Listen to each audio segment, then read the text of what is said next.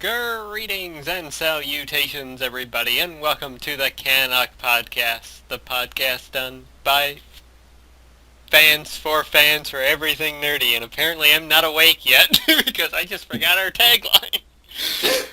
Joining me this week on the podcast, it's Big Boss. Hello, hello. It's been a while. How are you? I'm doing all right. I won't complain. Mm-hmm. Uh, How's the how are weather in you? the north? I'm good. I'm good. Winter is like non-existent. It's really, really nice right now. It's beautiful, isn't it? Yeah, global warming is in full effect in Edmonton.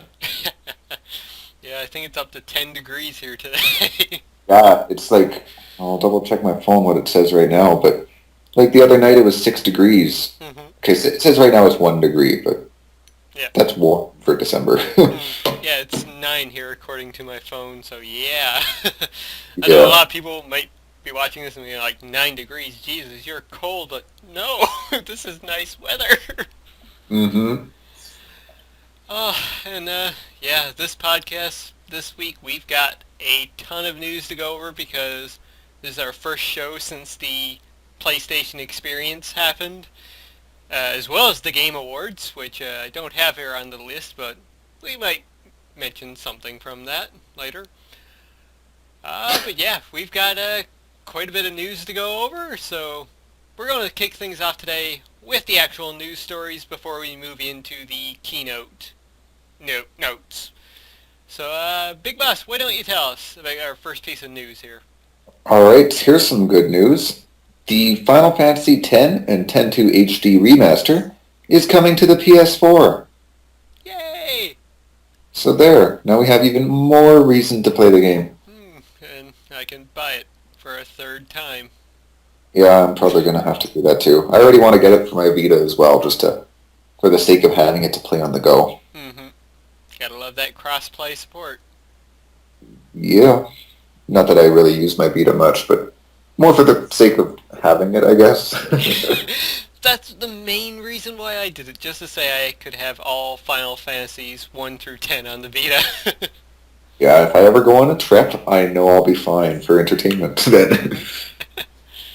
Alright, well, that wasn't the only news out of Square this week, because they also announced that, in Japan at least, Theorhythm Dragon Quest is coming to the 3DS.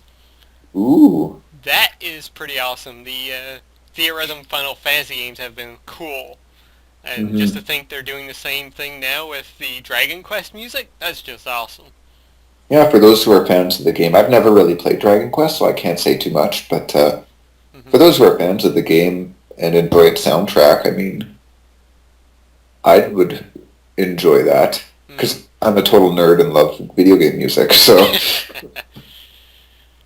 Yeah, I really hope this gets localized in the West, so yeah, hopefully, but Square hasn't been too, keen on bringing over the Dragon Quest games lately from Japan, so who knows. yeah. Alright, well, we're going to roll along here quite quickly because we've got our next news story going into the movie world. Yes, we do, and I'm just going to click on the link because the title is quite something Mm-hmm. already. Oh, snap. Um, Sony is planning a Jump Street slash Men in Black crossover. Oh, what? Yeah, internal communications from Sony Pictures reveal the studio's ambitious plan to do a crossover of their Jump Street and Men in Black franchises. The leaked emails between execs and talent, including Jump Street stars Jonah Hill and Channing Tatum, that was the bit I went up to see if they were in talks, Mm-hmm. reveal that they are involved, that all involved are eager to make it happen. The crossover would also essentially reinvigorate the Men in Black franchise after the lukewarm response to MIB3. Hmm. Yeah, when I first heard this news, I was like, wait, they want to do a shared universe between these two franchises? It seems so weird.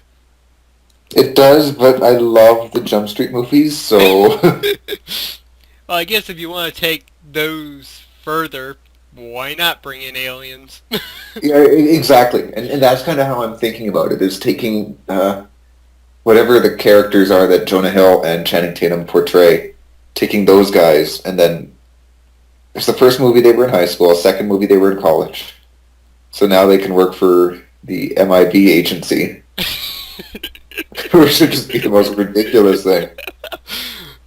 But in a good way. I could get behind it. Yeah, especially if they get the directors from the Jump Street movies. Yeah, given that Men in Black has gone downhill, Mm-hmm. and but 22 Jump Street proved that they can still do a very funny sequel that doesn't take anything away from the original. Mm-hmm. So, yeah, as much as it kind of confuses me, I can get behind it. Oh man. Well, that wasn't the only Sony news that got leaked because, well, Sony was hacked and by somebody in Korea apparently, and a whole ton of like stuff was brought out to the public, and one of which, well, there was Sony and Marvel discussions to bring Spider-Man into the Marvel Cinematic Universe. Uh, Ooh. as we talked about on a couple of podcasts ago, that this was a possibility that was going to happen, but yeah, this is both, good news and very sad because apparently they were really, really close into getting the deal. Let's just see here. While that was mentioned in the Wall Street Journal story last night, what Sony finally passed on was instead a co-production arrangement where Marvel and Sony would split Spidey movie costs 60-40, Marvel paying the 60%. Yes, Marvel would have shouldered more of the cost, but they would have also regained creative control over the character in films. This scenario sounds much more like the kind of deal Marvel's Kevin Feige would be interested in. So Marvel apparently wanted to pay more to begin with. That hurts. So what do you think about this? Uh, yeah, it is disappointing. Mhm. Because, I mean, given the way the universe has all expanded, especially as I believe it was mentioned in somewhere, um, having Spider-Man, especially for the Civil War bit, Mhm. that would have been good. Yep. Because Spider-Man was such a key component in the Civil War storyline. Mhm. So that's kind of disappointing that we're not going to see him then in that capacity. Mhm. So that's kind of my thoughts. Yeah, it would have been nice to have it all finally brought together. Mm. Yeah, just to know that they were so close and things just fell apart again. That's sad. Yeah. But I don't know. I guess we can still hope something happens. Maybe they'll Yeah. be able to do it. Well, the fact that they've had conversation in the first place Mhm. shows more than maybe we initially had hoped. Yeah. So, Yeah. It's definitely more than say what we could get from Fox or yeah, just Fox really, because they're the only ones left now with the two big properties that Marvel needs. yeah. So, here's hoping. Hmm. And now it's time for the big one, the PlayStation Experience talk, because man, the news that came out of the PlayStation Experience this past Saturday was just incredible, really. This was a day that was for PlayStation and for PlayStation fans. We not only got to see PlayStation 4 stuff, we got to see indie stuff. We got to talk about the Vita. There was actually like 15-minute talk about the Vita at this event. So yeah, let's dive into the news. We're going to go in chronological order here of how the show happened, in which the show kicked off. I'm saying this right now. They actually started with this Uncharted 4 gameplay footage. Ooh. And you've said you haven't watched this yet, right? I have not seen anything from this, so Oh, you you're going should. to read this. Yeah. Um, yeah, the Uncharted 4 gameplay footage. The first thing that really stands out is they have a shot, rather close up of Drake's face, and we saw the animation of him from E3, right? Yeah, the trailer, yeah. Yeah, it looked that good, but then the camera just pans out and then pans around, and you're in gameplay. This is actual in-gameplay footage that they're Okay. showing. Um, the level design seems a bit more expanded. Like, there's multiple routes now you can go instead of just like one direction, at least in the Okay. area that they showed. Yeah. The combat now is a lot more flowing, and in the past where like if you like do like a hit animation on an enemy, you kind of like pause for a little bit while it happens. There's Yeah. there's no slowdown anymore. It's like Okay. you're constantly doing something. Uh, One good moment was he pulled a guy off of the ledge, and as soon as he did that, he was like back into action again. Okay. He has a line and a grappling hook now. So at one moment he swung that onto like a part of the mountain, or no, it was a tree branch, swung down around, hit an enemy. The enemy's gun popped up into the air. He grabs the gun, turns around, and shoots another enemy. All in just one motion. Wow. Very fluid then. hmm And yeah, it looks absolutely beautiful. And then the very end, one of the little big reveals. He has an older brother. Ooh. And of course, the older brother is going to be played by Troy Baker. Because who else, right? Pretty much. I'm just wondering the conversation at Naughty Dog that they have is like, okay, we're gonna bring in Drake's older brother. Who should play him? And then one guy just like jokes like, why don't we get Troy Baker? The internet will love that one. Yeah. But the game looks fantastic. As we'd expect from Uncharted. hmm Next up, they went over MLB 15 The Show. Nice. Baseball.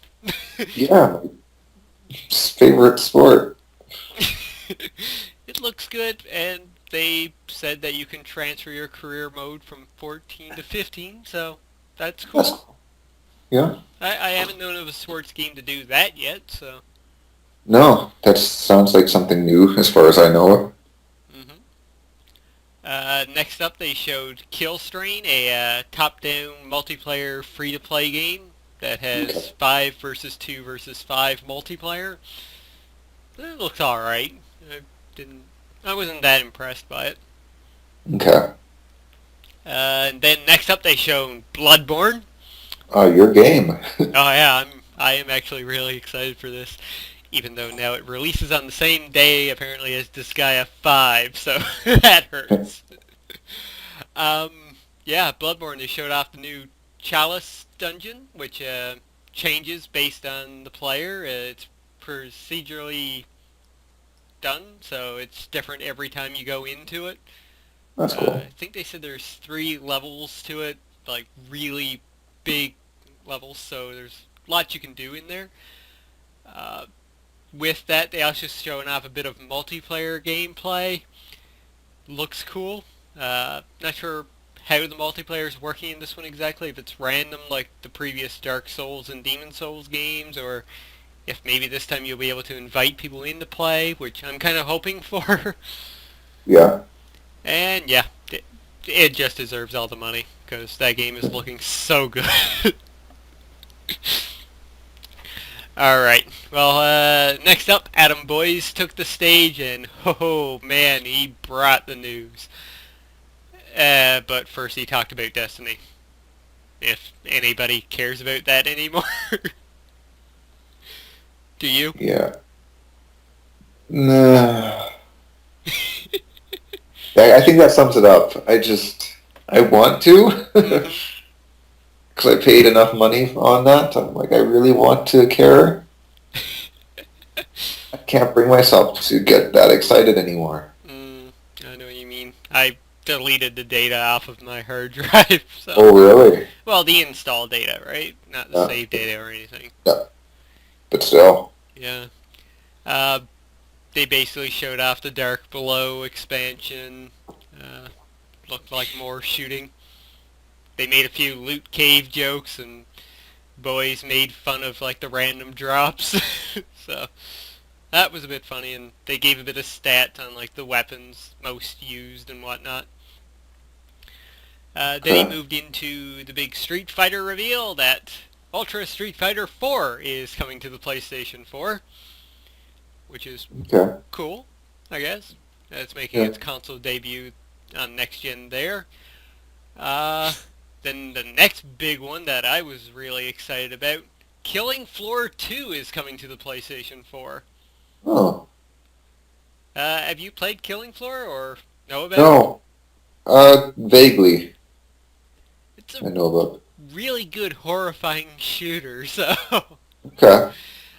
should be really a lot of fun, and it's making its console debut on the PlayStation 4, so that's pretty exciting. Cool. Uh, Darkest Dungeon is coming to the PlayStation 4. It's a hardcore side-scrolling RPG. Kind of like a... I don't want to say like a paper art style, but it's like just a flat kind of art style to it. It looked Okay. interesting. Then the announcement of The Forest is coming to PlayStation 4, which is really cool. It's a game right now that I think it's still on early access on Steam. The Rooster Teeth guys have actually done a few Let's Plays into it, so it's worth Alright. looking at. Okay. Basically, your plane crashes and you're in a forest. There's these savages, or I think they're cannibals in the game. They can come and attack you, but you can like build up structures and stuff like that. It's kind of like Minecraft in one way. Alright. Then Geometry Wars 3 Dimensions is coming to the Vita. Okay. That's awesome. Yeah. Then they said some obvious news. They hyped the crowd up, saying like, JRPGs, Persona 5. Then they just had the news that it's coming to the West, exclusively on PlayStation 3 and 4, so nothing exactly that we didn't know about. Mm-hmm. Then a big reveal, Bastion is coming to the PlayStation 4 and Vita. Nice. That's really awesome. Yeah. I imagine that'd be a lot of fun to play on the Vita.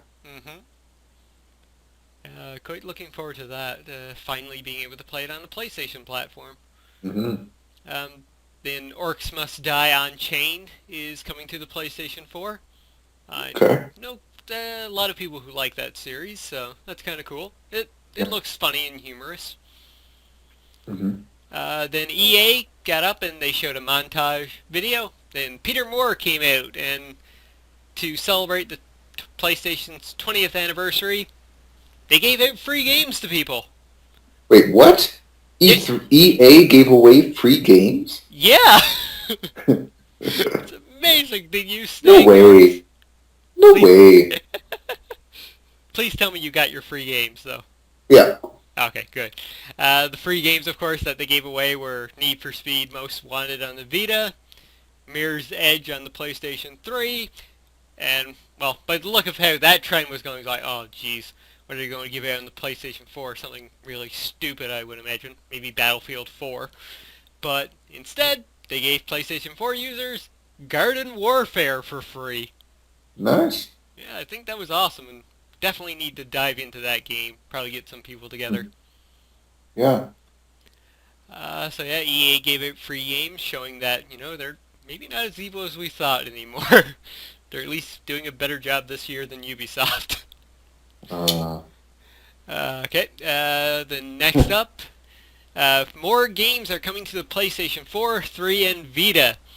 On the PlayStation 4, we're getting Dungeon Defenders 2, Skytorn, which looked really awesome. Enter the Gungeon, which kind of looked cool. Another procedurally generated game, dungeon crawler type deal with crazy ass guns. Cool. The Vita is also getting Severed, which is the next game from the creators of Guacamelee. So, Oh, nice. yeah, very nice art style. Looked really dark. Not gonna lie, it looks like a game that should be on the iPhone or Apple device, iPhone or Android, because it's Okay. like a screen swiping game where you cut limbs off of enemies. But hey, it's coming Okay. to the Vita. That's cool. But That works for you. the biggest news that came out of this little montage: Shovel Knight is coming to PlayStation 3, 4, and Vita in 2015 with Nice. Kratos, who's going to Ooh. be an enemy in the game apparently. Oh, really? Yeah, you fight Kratos. Haha. But that is awesome. That actually made that little slew of announcements for me. Because Shovel Knight is a very awesome game, and it's going to be so good once it comes to the PlayStation platforms. Mhm. Alright, after that, things slowed down a tiny little bit, but Batman Arkham Knight was shown off again. A dev who clearly had too much coffee into him because he was energized as hell. Came out and shown off part 3 of the Ace Chemicals trailer. Batman kicking more ass, more Batmobile stuff, which I'm not too keen on the Batmobile stuff, I'm going to be honest, just because All right. just him blowing up like a helicopter with it. But the game is looking so cool though. And they had a tiny little trailer for the exclusive Scarecrow Nightmare Pack, which I think was most exciting because in Arkham Asylum, the Scarecrow stuff was just the best thing ever. Okay. Yeah. Yeah, I remember that. hmm And then finally, they went back to Street Fighter again because, well, things had been leaked the day before, and that is that Street Fighter 5 is coming exclusively to PlayStation 4 and PC. And Adam Boyce clarified that PlayStation 4 will be the only console that Street Fighter 5 ever comes to in its lifetime. Wow. And Now, that's big. It's not just a timed exclusive. no. Like Tomb Raider, we hear eventually we'll get it hmm on the PS4. So it's like, okay, I can wait. Yep. But the fact that they say this is the only one it will ever, it's like that's huge. hmm I'm not the biggest Street Fighter fan. Are you? No, I'm not a huge fighting game fan in general. Yeah. So yeah, it doesn't really interest us that much, but Street Fighter's like one of the big games out there for fighting game fans, especially Yeah, at like events such as Evo. Like it's one of the top games that are used, so to have yeah, exclusive rights to that, that's just incredible, mind-blowing. And of, yeah, and of course, well, a lot of people are going to complain and bitch because, this is a franchise that has been on both platforms in the past, and now it's going to be exclusive. But, this is a big win for PlayStation, either way you look at it. hmm And to make things even more interesting, for like the first time ever, at least in the Street Fighter franchise, there's going to be cross-platform play between the PlayStation 4 and PC. Oh wow, So if your buddy has a PC and you only have a PS4, the two of you could still play Street Fighter together. that's cool. Yeah. Not Uh, many do that. what's that? Not many games do that. No, no. So that's a really cool news. They showed off the first gameplay trailer. It looked pretty sweet. Stuff like launch attacks were shown, and stage transitions or just like the structural pieces in the stage are there as well. So that's pretty cool. hmm Doesn't look a whole lot different from Street Fighter 4, but just a little bit, and just a little more stylized, I think. Like, the hmm characters don't look as fat anymore. Yeah, I know what you mean. So, yeah. But, yeah, that was probably like the biggest exclusive news to come out from the PlayStation Experience Keynote right there. Yeah, that was big news. hmm And then Gio Corsi from Third Party Productions and Developer Relations came out to bring absolute awesomeness. There is no denying it. First off, Yakuza 5 is coming to PlayStation 3 in summer of 15. Nice. That makes me so happy. I think, God, it must be like a month or so ago now we talked about one of the Yakuza games that was revealed for Japan, but we knew we'll probably never get it. So the fact that they've actually managed to get Yakuza 5 to come over, that's so awesome. I am a big fan of that franchise, so makes me happy. Also in that little batch of news, they announced that Yakuza 4 and Dead Souls are now available on PSN as well. Both great games, highly recommend them. I believe Yakuza Dead Souls is probably the only zombie game in existence where you can go play karaoke in, so. Probably. And then came the Vita news. Vita news, everybody! Long live the Vita. 7 new games were announced. First up, Suikoden and Suikoden 2 have been now released on the PlayStation Vita and PS3. We finally have Suikoden 2 on PSN. There we go. We've been waiting for that for a long time. Very long, because if you try and hunt down a copy of Suikoden 2, it costs over $200. Yep. That's one game I've never played, and I've kept my eye open for it because I've heard such amazing things, and Yeah, every time I saw it, I think the cheapest I've seen it for at a store is $150. I'm like, no.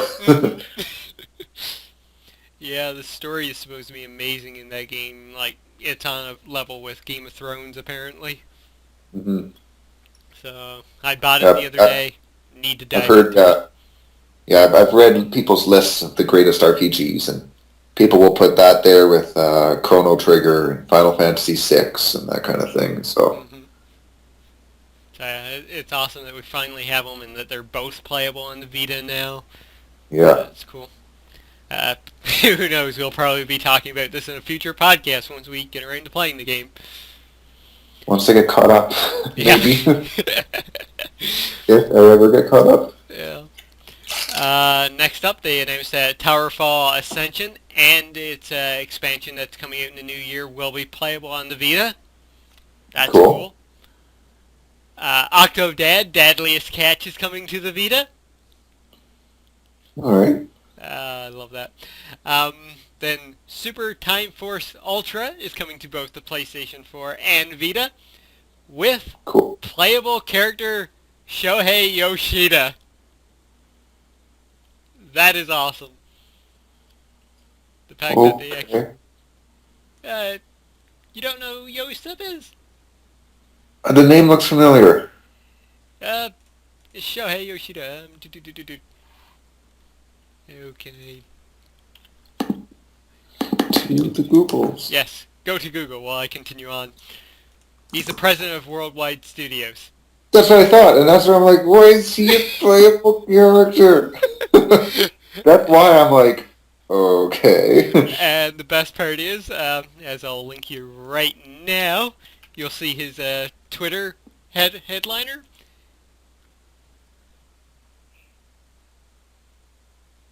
Oh my God. He tweets at his enemy. His phone is his weapon, and he actually tweets at them. That is ridiculous. And in the trailer that they showed off, like the Super Time Force people busting into Sony HQ and asking him to join them, he responded with like, "I always wanted to kill a dinosaur." set my messages and tweets to deadly.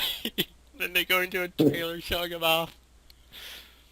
So that's just cool. I'm so down for that game now once it releases. Mm-hmm. Continuing the awesome news, the Banner Saga was shown off, and, well, it was revealed that it's coming to both PS4 and Vita next year. Nice.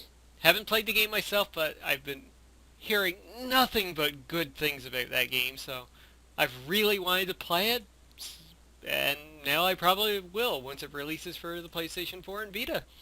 Yeah. And then the last bit of news in this run of Vita news was that Resident Evil Revelations 2 is going to be on the Vita. Cool. Yeah. I thought that was actually a really bit of surprising news that game is getting a Vita port.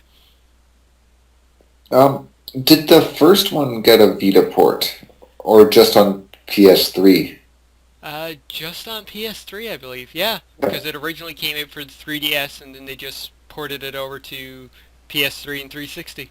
Yeah, to the main consoles there. Okay. Yeah, so that's... I mean, it seems fitting that, a handheld game would pretty much be on a handheld. Mm-hmm. Assuming it's also... Resident Evil Revelations 2 is also on the 3DS. I don't think it is. Ooh. Yeah, it's, I believe just PS3, 4, 360, 1, and the Vita at this moment. Well... Because it's a bit more, I think, graphically demanding. Well... I think they realized how, with the success of Revelations, they realized that, okay, maybe we should put a little more focus on this. Yeah. On the game that's actually like Resident Evil. Mm-hmm. Not whatever the hell Resident Evil 6 was. Yeah. And this one's supposed to be episodic as well, with 4 different episodes releasing over the span of 4 weeks, I think. Okay. Which I don't know why they're doing that. Just like having to wait a week in between, but okay. Yeah. But yeah, either way, that's cool. Yeah. Then they showed off a trailer for Gang Beast. It looks like 4 gummy bears fighting each other in like various situations on top of moving trucks, cranes, etc. Okay. It's weird. It's actually really weird. Pretty sure, the Achievement Hunters did a video on that as well. But, okay, it's cool. It's, more games coming to the PS4. I'll send you a screenshot here. Okay, I gotta see what this looks like. Honestly, you will say, yes, this looks like gummy bears. Wow, that is a long link, but there it is.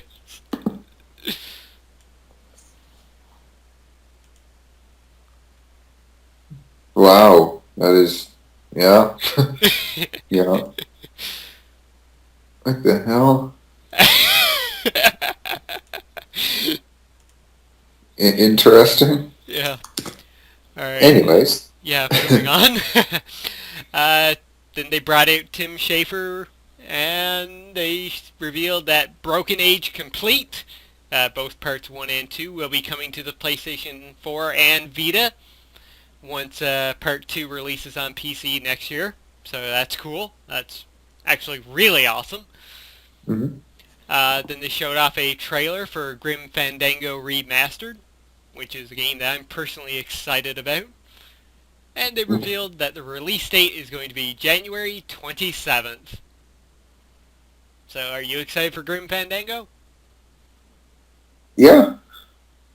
I'm avoiding making some obvious jokes about how to properly say the name.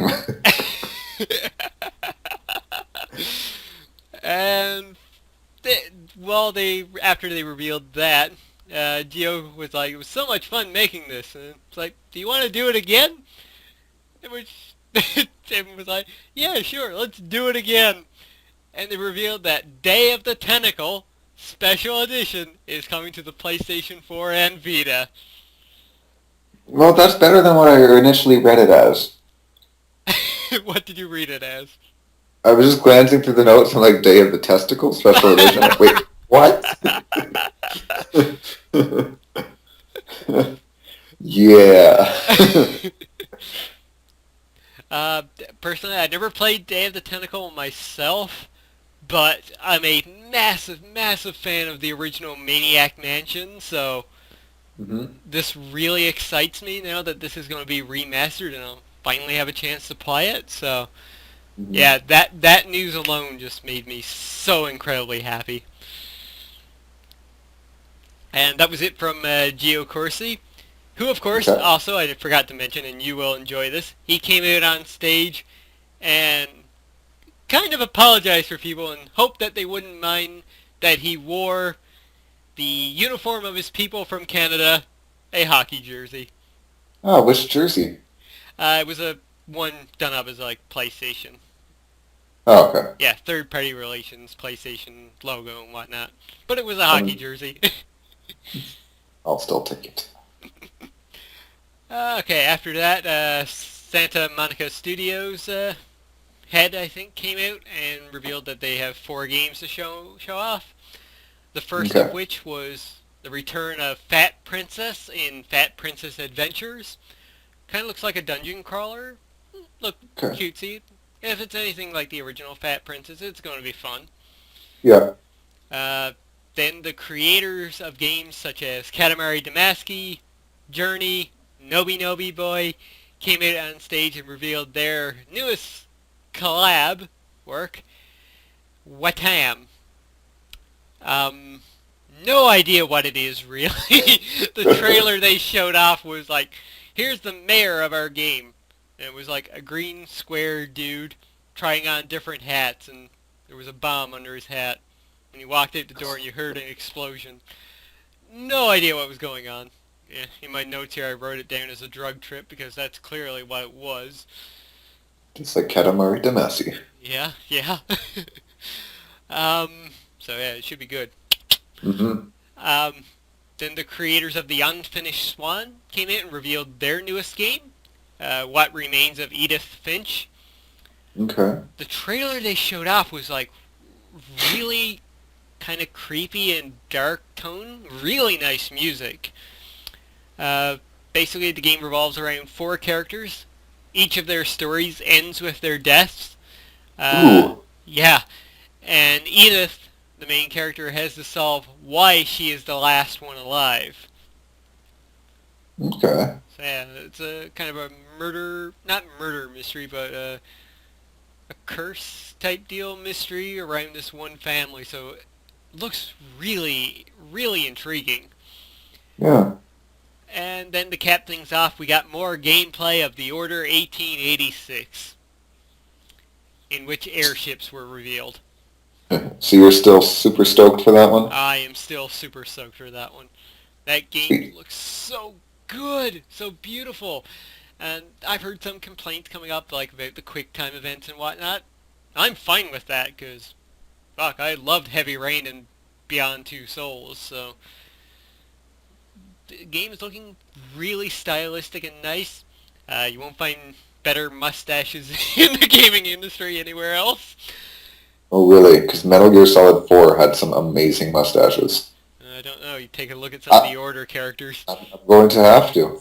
I mean, I'm not saying this. I'm not even joking at this point. I'm just like, I remember watching the trailer and everything for Metal Gear Solid 4, and I remember looking at Snake's mustache and Ocelot's mustache and be like, these mustaches look so real. And I mean, that was like the game that really I thought was one of the first big, like, holy shit, this is next gen games of last generation. Hmm. So maybe this is the first real game with mustaches that are going to make me feel this way. So yeah, no, I'm going to have to go look at this just to see the mustaches. I'm not even joking. Oh, that probably should be the name of this podcast, just to look at the mustaches. Maybe. Next gen mustaches. There we go. Title obtained. Movember. Okay, after the Order gameplay, Media Molecule came out on stage and showed off more of Tearaway Unfolded for the PlayStation 4. Cool. It looks good. Looks just as good as the Vita version. Probably will end up buying this one. Yeah. Because Tearaway was just a fantastic game to play through. Mhm. Then we got more gameplay from Until Dawn, the horror game kind of in the style of a David Cage game. Alright. We got to see Samantha being chased by a killer after she had just taken a bath. So Ooh. she's running around in just a towel. Step 5. And Big Boss goes to look up the trailer. It was very tense and like very cinematic. Man, I was getting like goosebumps and tensing up just watching the trailer. I don't normally do good with horror, but I'm really excited for this game. It looks good. So that's a big statement there. Yeah. Very cinematic. Like I mentioned, David Cage. It does look like Quantic Dream had made a slasher game. Cool. Yep. And then Square Enix guy comes out to take the stage and mentions, about 20 years ago, we brought Final Fantasy VII to the PlayStation 1. So now we are proud to announce Final Fantasy VII coming to the PlayStation 4. And people got excited. They started clapping furiously because people started to think maybe this was finally happening. Maybe the remake was actually finally happening. Then the trailer started playing, and people saw that it was the same graphics and everything, and the clapping slowed down until people just stopped and stared. Because I would still be clapping. because Final Fantasy VII is coming to the PlayStation 4, but it's the PC port being ported. So, slightly higher res graphics, but it's essentially the same game. Well, here is my one question, though. Okay. Will it have trophies? That's my question as well. Because the Steam version has trophies. Mm-hmm. So if the PC port is being ported, then perhaps we'll have trophies, which I know is plenty of reason for you to buy it. Yep. I definitely would buy it. And it would be the perfect game to stream as well. Yeah. Hey, maybe we could finally get your playthrough of Final Fantasy VII that way. Oh, I know. I can't even record with my PC. But, yeah. I honestly think more people on social media raged about this than they were over the whole Street Fighter V exclusivity. Yeah, you know what? Like, don't get me wrong. Like, I mean, we know that I'm insanely biased towards Final Fantasy VII. Mm-hmm. It's, like, one of my favorite games of all time. Mm-hmm. If not my favorite. But just the way they went about that is wrong. Yeah. You know? Like, don't lead them on. Just don't do this as a huge announcement. Just say, oh yeah, this is coming. Oh yeah, we're going to be bringing the port over kind of thing. Like, just do it as a chill announcement. Don't hype it up and then be like, guess what? FF7 on PS4. But it's just the same thing you've already had. Why do you have to do that? Why you gotta be like that? Well, like you said, though, it's still cool. We're getting Final Fantasy VII on the PlayStation 4 now. No, exactly. I mean, I'll get it because I got it on my PS3, have it on my PSP, have it on my Vita. Might as well get it for the PS4 too, while I'm at it. Yeah. And if there's trophies, then... Yeah. Day one I purchase. mean, I'm not a trophy hunter the way you are. But at the same time, if I'm going to be given trophies for one of my favorite games of all time, why not? Would that be the first game you would try to platinum? I know you have gotten platinums before, but would you go into this one, like, going for the platinum? I might, actually. Because there's only a couple other... There's one other game where I have been working at that's been a real labor of, and that's Skyrim. I've been slowly working towards that platinum. Yeah. Then the other game where I've really been considering it, because I've looked at it and I'm like, this is very possible, but very it'll just take a lot of time and dedication, is Metal Gear Solid 3 Snake Eater. Yeah. Because that's my other favorite game of all time. And I'm looking at the trophy for that, or the trophy list, and it's like none of them are like beat the game on the hardest difficulty. The way like Metal Gear Solid 4, like you got to do that. And I'm just like, yeah, that's not going to be happening. I'm not that good at. I love these games, but I'm not really good at them. But I look at Snake Eaters and I'm like, it'll take a long time, but I could do it. So this, I'll have to take a look at the trophy list, but if there's a trophy list. Bearing certain things that get in the way, I might actually, I might really try. Just because, I don't know, I think there's something special about platinuming a favorite game of yours. Definitely, yep. Alright, well, after the whole Square Enix news, they showed off a montage of PlayStation's 28 years, done in Little Big Planet 3, so it's as cute as you would imagine it to be, and at the same time, really, really awesome. I imagine a lot of nostalgia. Oh, a ton of nostalgia. After that, they had two final presentations, the first of which, we got to see more of No Man's Sky, which continues to look awesome, as I have in my notes, just give it to me now. They really showed how big the game is. The creator, oh God help me, I cannot remember his name for the life of me. Great guy. Every time he's up on stage, he's really honest and looks like a genuinely awesome person. Made a little joke saying that it would take over billions of years to discover all the planets, so a very hard platinum trophy to obtain. But yeah, they showed just how big it was with a map thing.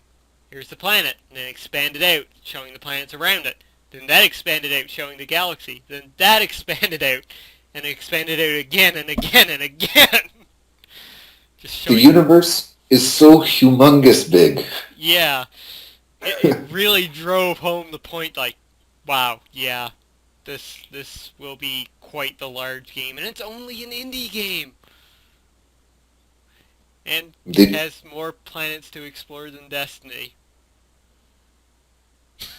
Yeah. But wow, that game's just looking so nice. It's probably up there as one of my most anticipated games. Okay, then after that, David Jaffe came out on the stage. He started things off by thanking everybody for like the 20 years that he's been in the industry, since he's been with PlayStation before they were even known as like Sony Computer Entertainment, basically. Oh. Yeah, so thank the fans. He dropped a few F-bombs. Well, of course, it is David Jaffe. Yeah. And they told him he could swear, so he went all in after that. So yeah, he revealed their newest game called Drawn to Death from his new studio. It's going to be a PlayStation 4 exclusive. It's a multiplayer third-person arena shooter. But what makes it unique is that it takes place within the notebook of a high school student, so the art style of the game looks like sketches, like black and white sketches. Okay. So it's a really cool design. So it takes place within high school student's notebook, and he mentioned that there's going to be lots of moves and attacks to discover. A few will be known, but they're keeping a lot of them secret so that people can discover them long after the game is actually out. So I thought that was really cool. Mm-hmm. Probably use one of these as a thumbnail image, but just to send you a little screenshot here. This is what we do on this podcast, folks. We are that professional. We stop and send links to one another. But they're all related to the story. Exactly. I'm just sending you, like, hey, check out this new yacht I'm buying. I don't have a yacht. Oh, that is cool. Yeah, it's a nice pen and paper art style. Mm-hmm. So yeah, that looked fun. One of the special attacks they showed was a dodgeball attack where one of the characters was dragging around the top half corpse of a farmer professional dodgeball player. It's David Jaffe style, let's face it. It's brutal. It's over From the the guy, top. yeah, from the guy that brought us Twisted Metal and God of War. Yeah. Expecting nothing less. Mm-hmm. And then they ended off the show with another little montage of sorts showing various PlayStation games to a remixed version of the old "You Are Not Ready" music, which I thought was a very nice touch to cap off the show. Mm-hmm. But yeah, there you go. That was the PlayStation Experience, which pure on love letter to PlayStation fans. I at the beginning, I'm not sure if he slipped up or not, but the main guy whose name I cannot remember now, the president who took over from Jack Trenton, um, he said "Welcome to the first annual," and then stopped and said "first ever PlayStation Experience." So it's possible that we're going to get this every year now. That's cool. Yeah. And it's great, too, because unlike E3, where they kind of have to jam everything in there as much as they can, this allows them to, have a bit of breathing room for everybody. Mm-hmm. Like at E3, we didn't get this stuff for, the Vita. No. Everybody was wondering, well, Vita's dead now, but PlayStation comes out with this show, and it's like, boom, here's 20 minutes of us talking about the Vita. Mm-hmm. So for anybody that hasn't watched it, such as Big Boss here, I highly recommend that you go and watch this show because it was actually really good. And it will get you excited about a lot of these games. Whew, but there we go. Like F7. I'll Yeah. always be excited for FF7. I just need to hear one song from the game, and I'm like, shit, I gotta replay this. That's all it takes. Mm-hmm. Yep. So there we go. That was the PlayStation Experience news. Like I briefly mentioned at the beginning of the show, the Game Awards also happened last Friday as well. And they had a few reveals. Trying to think now. They showed off the new Zelda game again. Nintendo was there, so... And within that, Miyamoto actually revealed that the new Star Fox game will launch before the new Legend of Zelda game in 2015, so that's awesome. Okay. But yeah, overall the Game Awards, they were good this year. It was a vast improvement over previous years. Jeff Keighley broke away from Spike and actually managed to do his vision of a game show. So Cool. So with that, we might as well dive into our been playing, been watching, and maybe we've been reading something section. All right. So, BB, it's been a long time since you've been on the podcast, a few weeks. Uh, What have you been playing? Well, in the few weeks since I have last been on the podcast, I've pretty much been playing one game. Oh, and what game is that? Grand Theft Auto 5 for PS4. It's actually really funny because that day, 3 games came out that I wanted. Well, Little Big Planet came out too, but I didn't get it.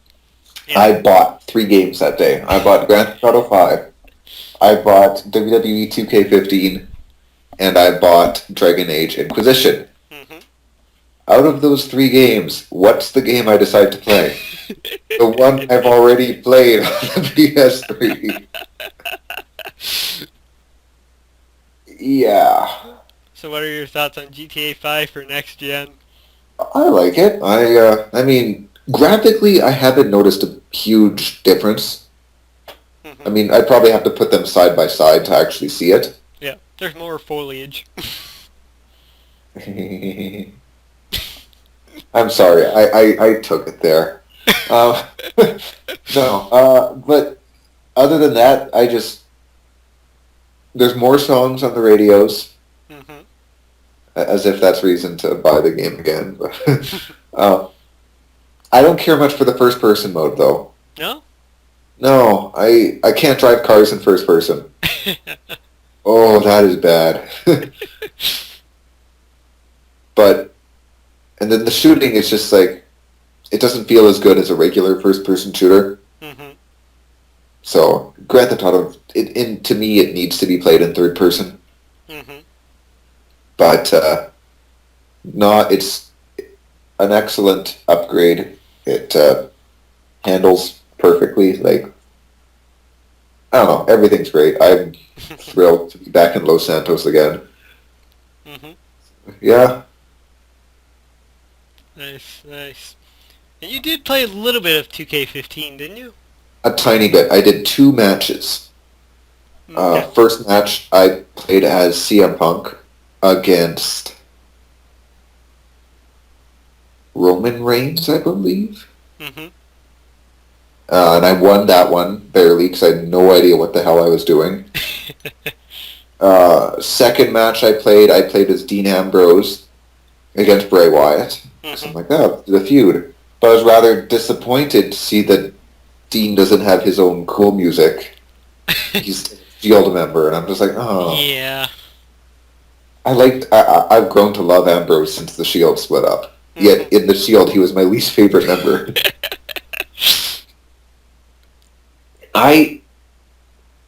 Well, we've talked about this personally, like one-on-one, not on a podcast. That little bit I played of it, just because it's so different, I didn't really enjoy it that much. Yeah. Just because mainly I had no idea what was going on, so I am going to have to actually sit and take the time to learn everything, and I'm sure I will come around to it eventually, but, well, with Grand Theft Auto, I haven't had much desire to do that. Yeah, my recommendation would be to dive into the My Career mode, because they do teach you all the controls and that in there. Okay. And once you learn it from there, you can basically work how, like, the matches work now, so Okay. you get a better feel for it that way. Alright. Also, I'll do a random superstar and go from there. Exactly, yeah. Oh, but one huge complaint I have about the game Okay. is the soundtrack. Oh. Like, I thought 2K15, or no, that's this one. I thought 2K15 was excellent. The way, like, the soundtrack was all the different Superstars themes. And then you could go in and choose which ones you don't want to hear, because, like, some themes kind of suck, and it's like, I don't want to listen to this. Yep. But then some themes are totally awesome, and you're like, yeah, I gotta have this. No, this one is just, like, stupid, like, I look at this and I'm like, I think I kept 3 songs. Avenged Sevenfold, Rise Against, I think, and maybe another one, and I'm like, these 3 aren't even that great songs. Like, I like Avenged Sevenfold, but This Is War, I'm not a fan of that song. It's like, I could go on a rant about that, but I won't. Yeah. But regardless, so much of the soundtrack I don't remotely care for, and I'm just like, so you mean I'm really going to be listening to these 3 songs over and over again on the menu because I don't like Wiz Khalifa and I despise Florida Georgia Line. WWE seems to want to cram that down my throat. I'm like, you make me watch these assholes on Raw. Now you got to put them in my video game. Yeah, we can all thank John Cena because he's the one who did the soundtrack for the game. Damn it, John! I'm going to go tweet him after this. And I'm going to do that right now. So while I'm doing that, why don't you tell me what you've been playing? Oh, I also played a bit of Skyrim the other day. Oh, yeah? Working a little bit more towards my Platinum Trophy. Yay! Alright, so now what have you been playing? Well, some people know because I've streamed it. I've been playing some Game of Thrones by Telltale Games. Really enjoying the series thus far.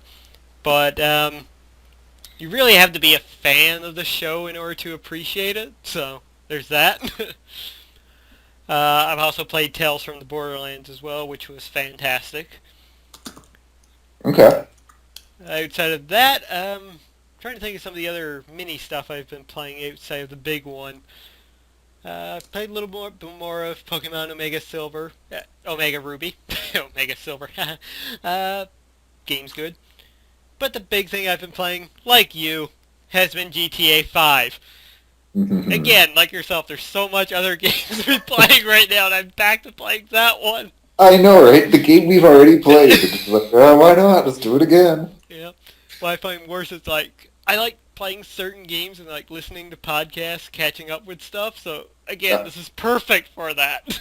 that's what I do. Well, for me, Skyrim is that game where I can just put on other things in the background and just grind through Skyrim hmm while I like listen to a podcast or chat on Skype or whatever. hmm But I find Grand Theft Auto I don't. I'm like when I play Grand Theft Auto, I like to fully immerse myself in it. Mm.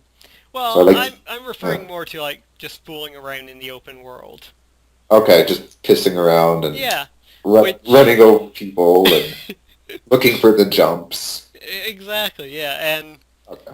unlike yourself, I've actually really enjoyed the first-person mode in the game. Like that's what I've solely been doing. I've been playing through the story again in first person. I refuse to go third person. That's so weird. um, Especially since you're the guy who hates first-person I shooters. know. So Like that's see, and yet I'm the guy who I'm more open to FPSs, and I'm like, no, this sucks. yeah. That is weird. I just think it just by going into the first person mode, it's given me a bit more respect for what Rockstar has done with the game. Like you see so many more minor details that are around Yeah. just in first person. I think I just stood in one spot the other night just looking at the rain puddles just because I could see Okay. the rain drops flickering into them and the water shining. It was like, wow, that's Next time it actually, rains, I'll do that. yeah, it was actually really pretty. And I've just been like driving around in first person. Last night I actually spent like 15 minutes taking a normal bicycle and just biking around the mountain areas up north. Getting your stamina up. Yeah, yeah. But man, the game looks so gorgeous now. Just like really appreciating that. And I don't know, the first person element, the driving has been scary in some regards. One of the first things I did was get an ATV and drive up Mount Chiliad in the middle of the night. Oh That, wow. yeah, that was horrifying once I got parts where I was like, I can't see where I'm going right now. Especially if you take one of the bigger trucks up there, it's like, I have no idea if I'm still on the road or not. So yeah, I've been really enjoying that. I created a race the other night, which maybe we can try at some point. Okay. So yeah, I've been fiddling around a little bit in the create mode, so Yeah. maybe some things to come in the future, who knows. hmm But yeah, really been enjoying it. The story is as good as I remember it being. So yeah, I've been playing GTA 5, where I should be playing stuff like Smash Brothers, Bayonetta 2, or Shadow of Mordor to finish that up. Alright, well, let's move on to the bin watching section. Just so you know, Okay. at John Cena, I think the soundtrack you chose for 2K15 is terrible. Just say, FYI. P.S. Go Seth. Tweet to John Cena has been sent. Oh, I probably ruined his day. I feel bad now. Oh, boy. Well, he's not CM Punk. He's not going to block you. Much as I'm the one guy John Cena blocks. I never do stuff like that. I'm usually way more mature than that. I'm probably gonna get like hate mail now from like 7-year-olds on Twitter. Oh. So, Anyways, what have you been watching? hockey. All the hockey. Mm-hmm. I watched the UFC fights last weekend. Mm-hmm. I've been watching True Detective. How is that? It's good. It started out slow, but oh man, did it ever pick up. Okay. I've been meaning to So, watch it myself. Our friend Rage has been, like, pestering me a little bit to watch it. Because I he's remember mentioned it that. every podcast now. It's like, Yeah, no, I remember that when it was first airing on TV. That was in his been watching. So mm-hmm. And my parents both loved it. My friends have loved it, so I'm like, okay, I got to do this. Mm-hmm. So I've finally gotten around to it. Yeah, I've been really enjoying it. So Cool. yeah.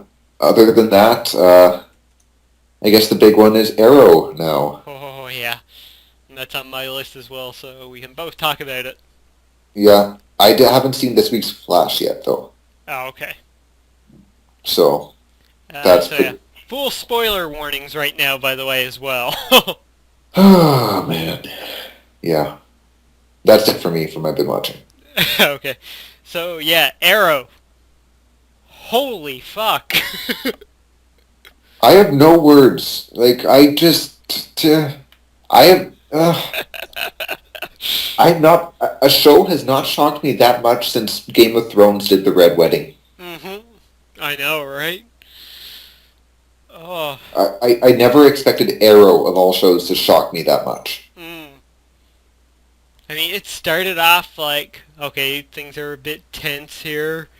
Hmm. Like, hey, look, this guy is still alive, and now he's working with the League of Assassins. Yeah. And Ra's al Ghul, we get to see one fight sequence of him taking on, what was it, 6 members of Or the so. League? Yeah. And he just decimates them with a little dagger. Yep. And then the fight at the end where Ollie, not to get his sister killed, decides to admit that, or say that he was the one who killed Sarah, and challenges Ra's al Ghul to a trial by combat. Hmm. Brilliant idea. Yeah. And we get to see how much of a badass Ra's really is. Like, I was a bit iffy on that actor playing him, Yeah, but he nailed the role. I know. I think so too. And is it Fowler who does the reviews on IGN Yep. for Arrow? Yep. Yeah. Well, like he was even saying. I think it's Fowler. I'll double check that while you're talking. Okay. Well, whoever did the review on IGN, like they were saying, is the good. I mean, there was all the talk of, oh, Liam Neeson should do it. It's like, yeah, don't get me wrong, Liam Neeson would be awesome, Mm-hmm. but can Liam Neeson look awesome and threatening shirtless at his age? Yeah. You know, compared to what's his face, I'll, uh, I'll get his name here in a Stephen second. Amell. Yeah. Compared to Stephen Amell, who, like the interview also says, you know, Oh. compared to the guy who spends 90% of his free time on a salmon ladder. Yeah. Fact checking here, it's not Matt Fowler, but Jesse Sheedon who did the review. Okay. But yeah, you know, this guy definitely gives Ra's al Ghul a very menacing physical appearance. Mm-hmm. And especially the way he started off the fight, too. Ollie goes and takes 2 swords. Ra's just with his hands behind his back. Yep. Yeah, I'll take your swords when you're done with them. Mm. And basically, I haven't seen anybody be outmatched this badly since, well, in the world of fake fighting, Brock Lesnar versus Cena at SummerSlam. Yeah. Because Ra's just owns the fight. Then near the end, we get to see that little portion where, Ollie looks like he's going to do it. He's going to turn it around. Just like John Cena. Nope. You can't see me. Oh boy. Yeah. Ra's just takes the sword and slices right through Ollie's abdomen. I know, and that's for like from that moment to the end of the episode, I was just mouth wide open, like Yeah. Yep. I was just, I don't even know. I'm still like, when does the show come back? Well, we don't have to wait too long. It's only January. Still too far. Oh, but yeah, wow. Arrow, like, who knew, like, we thought Deathstroke was going to be, like, the top. Like, there's no way they could bring in another big bad, more menacing than him. Yeah. But, Jesus, they nail it with Ra's. Yeah. And you know what I also like is the fact that not only do they have an extremely good enemy with Ra's al Ghul, Hmm. but now like Malcolm Merlin is just as bad as ever. Yep. So it's like, well, Yeah, it proves they didn't go soft at all. oh, exactly. So they have some very good enemies to work with now for all of Starling City. Yep. And let's not forget, we had a little bit more development in another certain hero. Hmm. Yes, we did. Yeah, and poor Felicity. Why does I this like always that. keep happening to me? It's always happened to me. So yeah, I we gotta got... say, I love Felicity. Yep. She's perfect, and the actress who plays her, it's just the way she delivers those lines. It's like if I ever hear anybody say I don't like Felicity, it's like there is something wrong with you. Yep. So yeah, we got to see a bit more of Adam getting his origin story. Hmm. Played by Brandon Ruth, who has been like fantastic on the show this season. Yeah, Yeah, so that's pretty cool. I guess in the second half of the season, maybe we'll see him wearing the Adam suit. So yeah. that'll be cool. But yeah, this Uh-huh. episode was just so emotionally fused. Like Ollie's goodbyes to everybody was great.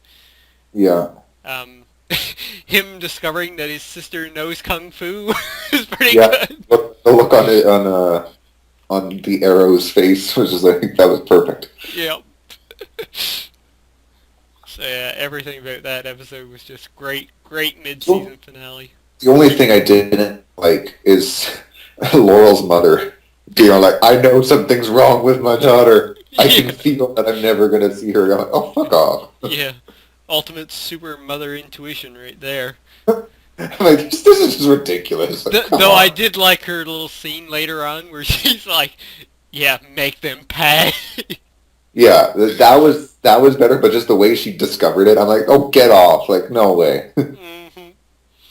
So we might be seeing, what's her face now? Fuck, Laurel in her Black Canary outfit very soon. Yeah, yeah. Well, we've slowly been leading up to it, and I think Hmm. the fact that the mother seems to be behind her is maybe what could be the final push Hmm. that makes Laurel actually take the step further than just taking boxing classes. Yeah. I think in the comics too, from what I've heard before, there was like a really strong like mother presence type deal in the whole Canary situation, so maybe they're drawing on that to give her the final push. Makes sense. Yep. Outside of Arrow, also watched The Flash. You haven't watched it yet, so I won't say very much. Okay, Very good mid-season finale though. Uh, a couple of reveals that were pretty interesting. cool. Yeah. I also got around to watching the Teenage Mutant Ninja Turtles movie that Oh came yeah, out this year. the Michael Bay movie. Yeah, I feel really weird anyway, but it's even weirder to say this. I liked it. You know what? That's what I've been hearing from so many people. So many people I know who were like, I went into this movie thinking it would be terrible, and they're just like, I enjoyed that a lot more than I thought I would. Is what I That's been the general consensus. Hmm. Yeah, I go on. haven't heard anybody come out and say I didn't like it. Hmm. Yeah, like the humor was good. The action sequences were pretty cool. I hear that Snow Mountain chase was perfect. Oh, it was awesome. It Okay. really was. Um, the only issues I really take up with it is that yes, the turtles do look a bit weird. um, having April, well, first off, she's being played by Megan Fox. That's weird enough as it is. But on the plus side, she does have Will Arnett with her, so that evens it out a bit, I think. Job. Yeah. So that was pretty cool. The only issue I take in like the origin they did with it was the fact that April knew the turtles when they were, just normal turtles. What? Yeah, like her father discovers what Sax like has planned for the whole thing they're doing experiments with. So he starts a fire in the lab. April actually manages to get the turtles and brings them and puts them into the sewer. So Okay. yeah, that was the only little issue, bit minor, but yeah. Other than That's, that, yeah. Shredder was done extremely well. Like, Nice. I think in the trailers, and the first rumored speculation was the guy playing sax. I can't remember his name now, but you know the guy I'm talking about, right? Yeah, sort of. Yeah, him. Wish I could remember his name now. The guy from Prison Break and everything else. Mm. But yeah, the first like rumor and trailers kind of built it up that he was Shredder. That's Mm-hmm. not the case at all. Oh, good. Like, it's his master that is Shredder. It is a Japanese dude, so yeah. He was done really well. I was pleasantly surprised by like the Shredder suit. It was actually pretty badass, to be honest with you. Mm-hmm. Yeah, I actually enjoyed the movie quite a bit, and honestly, I'm kind of looking forward to the sequel now. And given how much you bashed that on the podcast, Yeah, that says something. I guess it does. Oh boy. As for the last thing I've been watching, Agents of S.H.I.E.L.D. Mm-hmm. Now, if I remember correctly, you haven't been watching, have you? Not at all. I watched like the first 4 or 5 episodes and decided I couldn't get into it. Oh, okay, so I guess you don't mind spoilers here then. You know what? Eventually, I do plan to check it out though, Hmm. because everything everyone's been telling me is, oh, you should have stayed like you should have waited 3 more weeks and you would have been hooked. Yep. So, Alright, I won't dive into spoiler territory then. okay. But the episode was just incredible. Enough shock and all, just like Arrow, to be honest with you. Oh, well. Like the last 15 minutes or so, I was glued to my screen, just like jaw open, going, "Oh my God, they're doing this! They're doing this! They're actually doing this!" Because you get some massive reveals in the episode. Just the real identities of a couple of characters. That Okay. was mind blowing, and the end thing which they reveal actually has carryover to the Marvel, like the movies.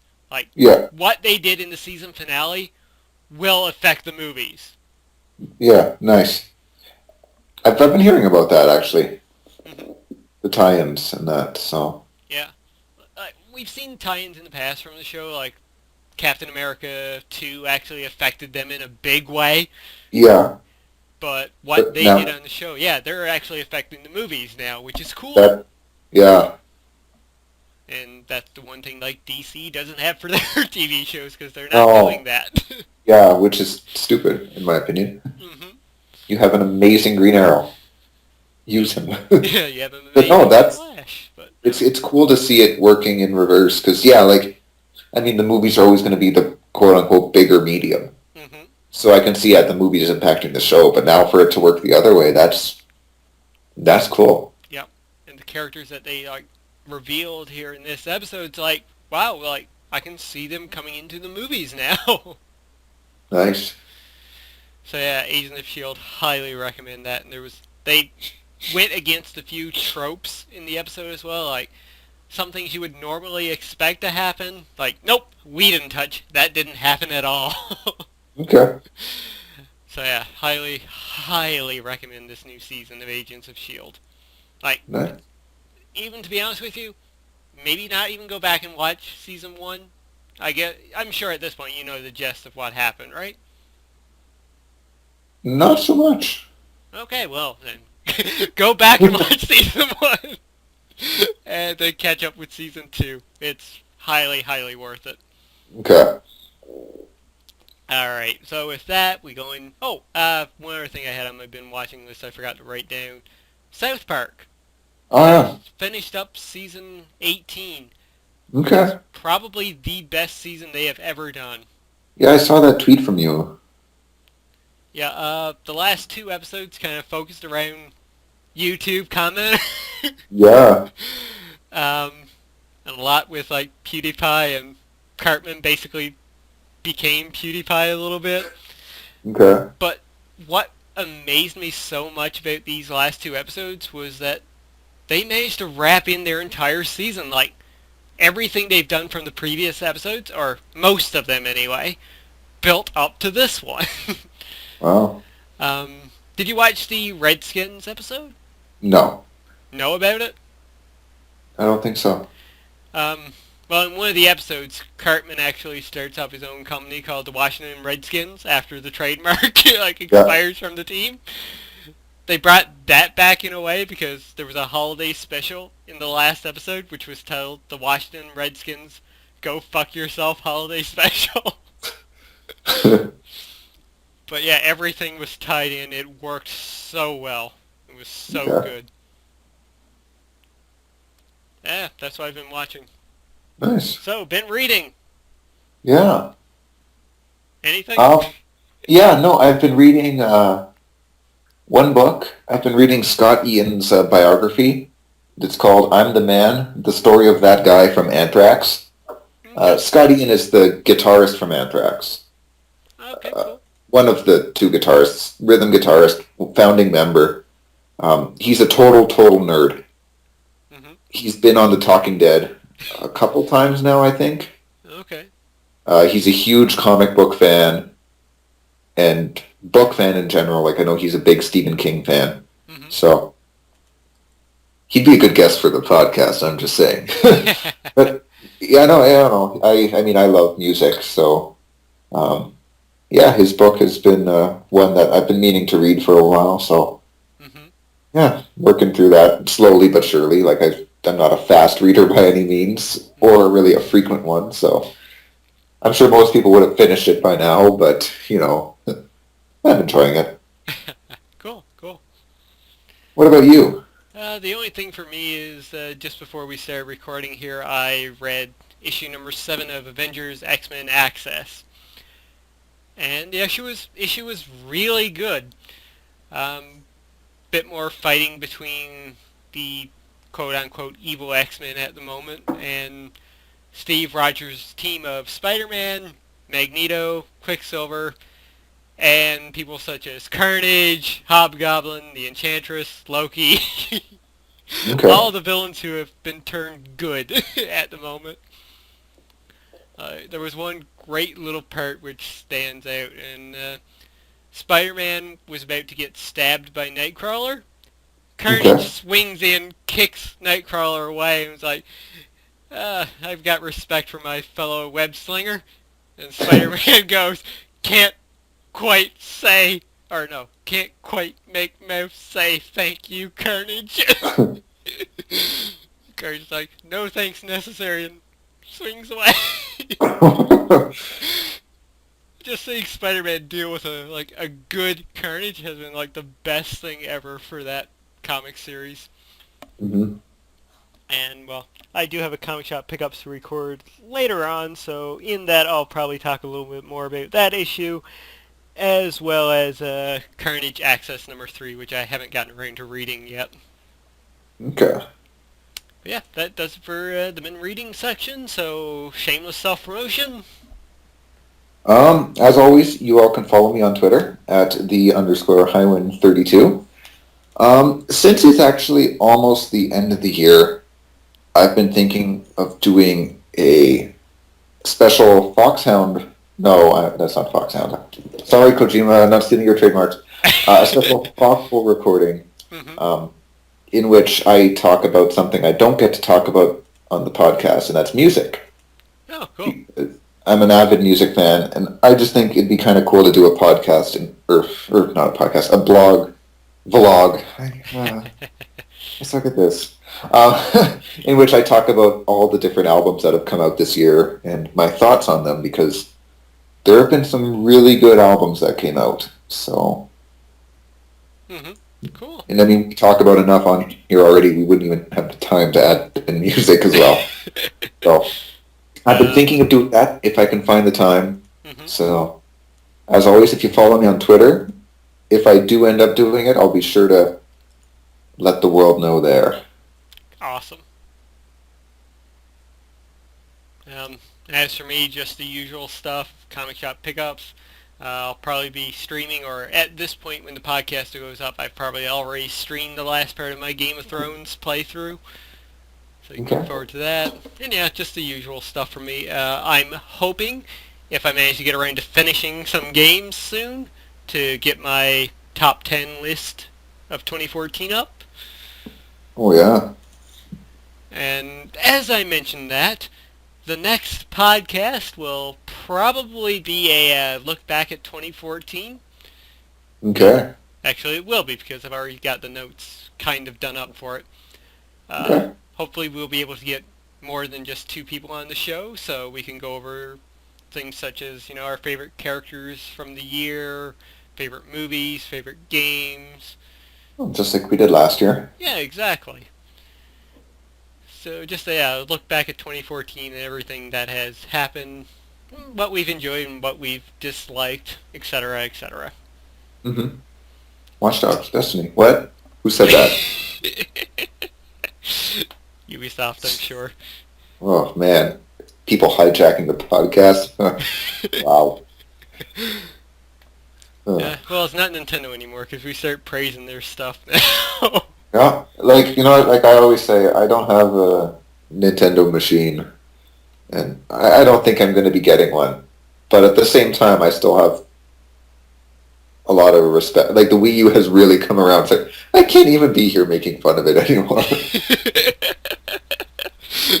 It's hard to make fun of it now. It really I know. is. Like, I mean, I used to jokingly tease Nintendo. Like, I never hated Nintendo, but it was always easy to, to tease and whatnot. Mm-hmm. Now it's like, how? Well, what can I make fun of? Mm. Yeah, I lost that. So it's just like, well, it might not have Nintendo might not have done anything to sell me on a console, but that doesn't mean they're doing things wrong. Yeah, if anything, they're doing things exactly right now. It just means I'm trying to be a little tighter on cash. Alright, so with that, we have no questions and comments this week, but please, guys, feel free to leave us questions and comments down below. I have a question. Oh, God. Do you know what it is, my question? It's No. specifically you. Oh, God. Don't worry, I'm not going to make you list your man crushes. Again. I still love how much of a hard time that question gave you guys. When will we see more Hattleful Boyfriend? Yes, you will. I will be recording more in the very near future. I'm definitely going to be buying that game when it comes out. On PS4? Yep. Well, who knows? Maybe if you win our wrestling predictions for this year, you'll get a copy. I don't even know if I can catch up.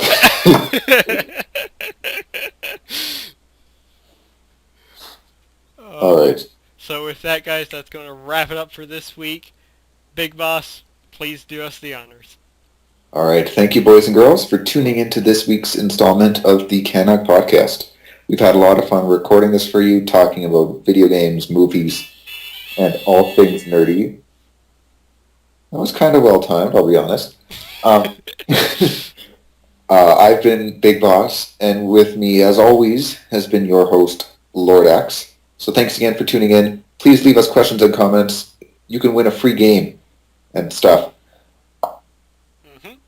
And I'm getting tongue-tied, so we'll see you next time. Until then, stay alpha.